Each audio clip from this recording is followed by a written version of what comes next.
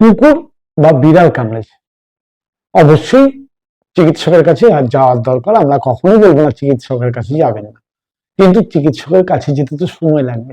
সেই সময়ের মাঝখানে আপনি একটা ছোট্ট কাজ করতে পারেন, তাতে কি হবে, আপনার যে বিষক্রিয়া সেটা কমে যাবে। এটা আয়ুর্বেদে বলা আছে, এটার কোনো সাইড এফেক্ট নেই, প্রয়োগ করে দেখতে তো দোষ নেই, চিকিৎসা করবেন।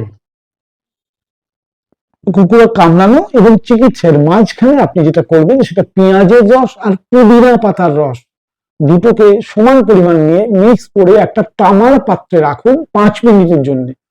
তারপরে সেই রসটা নিয়ে আপনি যে জায়গাটায় কামড়েছে সেই জায়গাটা ভালো করে লাগিয়ে দিন রসটা, ওই রস দিয়ে আস্তে আস্তে পরিষ্কার করে দিন।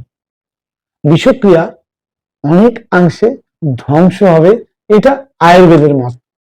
তবে হ্যাঁ, চিকিৎসা অবশ্যই করবেন, চিকিৎসার সঙ্গে কোনো সম্পর্ক নেই, কিন্তু আপনার বিষক্রিয়াটা কিন্তু অনেকাংশে কমে যাবে, এটাই বলা।